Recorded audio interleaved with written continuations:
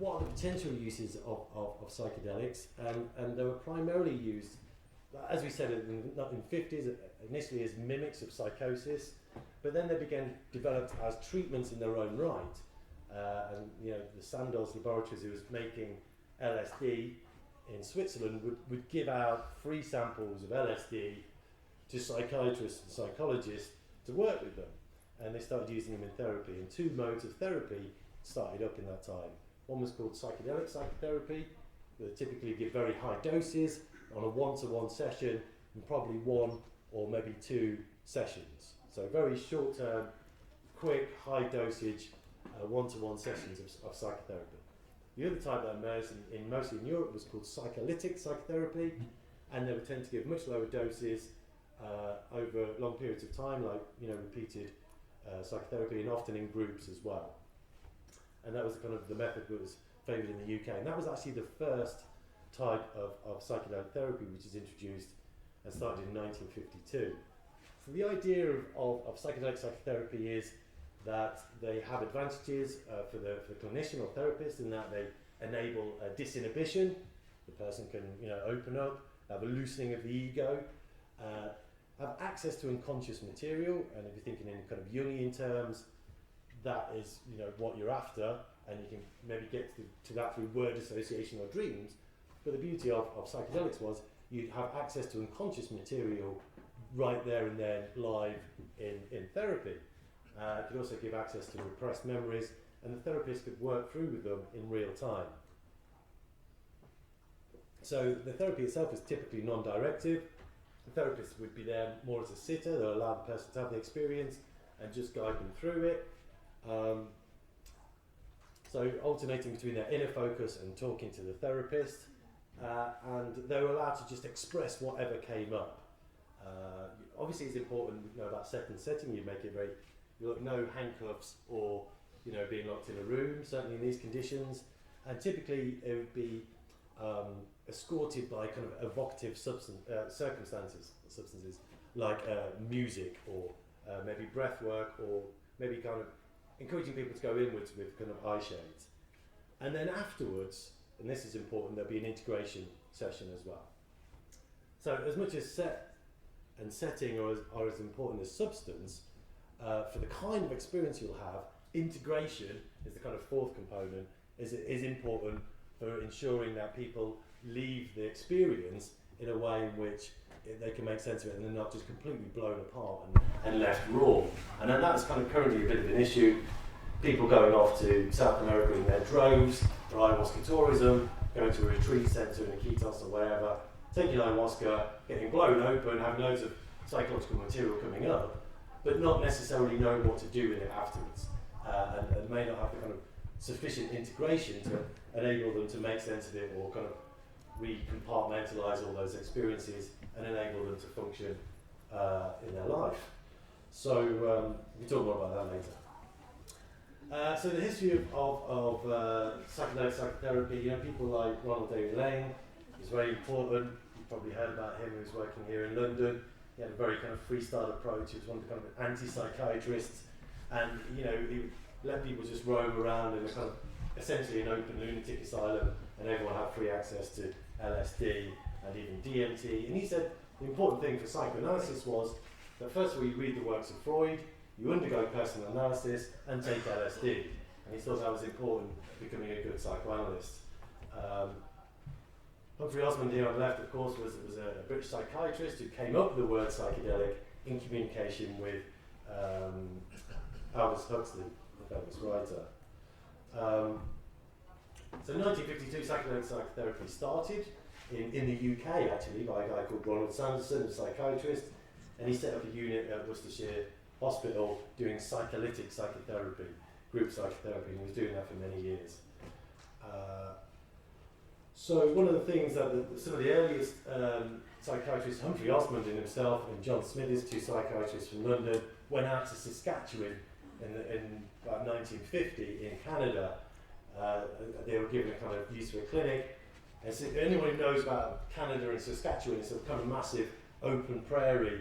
There isn't many people there, there's not much to do, and they have very high incidence of alcoholism. And so they tried using psychedelics to treat alcoholism, because they figured it could mimic those conditions under which people have a spontaneous remission from alcohol addiction, and that's when people have when they stop drinking for whatever reason, they can't get any access to alcohol, and they have delirium tremens, which can be fatal. But in some cases, people have a kind of profound, what they call organic psychosis, or kind of mystical-like experiences, and they have a kind of breakthrough experience, and they realise, what damage they're doing to themselves and their families and so on, and they're able to then stop drinking. So they figured, by giving people psychedelics, it could mimic this kind of really cataclysmic event for them in a safe way, unlike delirium tremens. And so they started treating alcoholics with mescaline and LSD with quite a lot of success. So there's been a recent meta-analysis where they gathered up all the studies from the past that had looked at the efficacy of LSD for treating alcoholism, and they found that overall that it was an efficacious treatment for treating alcohol addiction.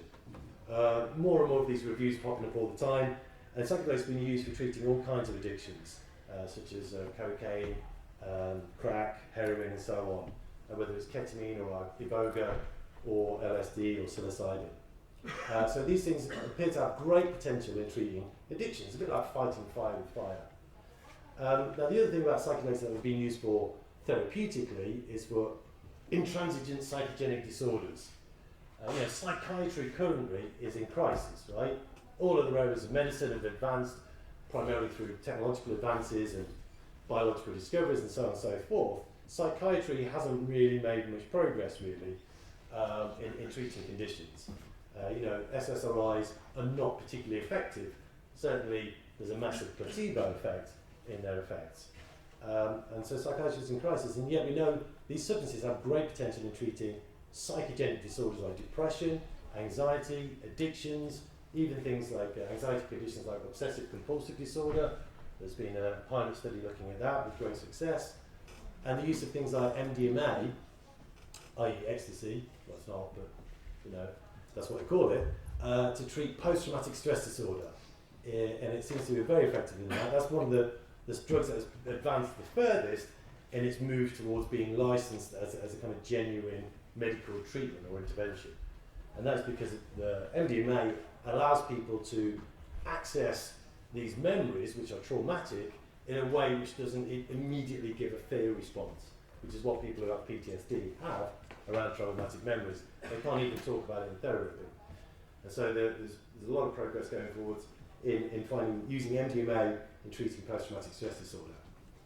One of the other avenues has been the use of psychedelics in treating patients with cancer, not to treat the cancer, although they are starting to find anti-tumour properties in some psychedelics, that's a whole other story, but to treat the anxiety and depression associated with having a terminal illness. So people are stage 4 cancer, they're coming towards the end of their life.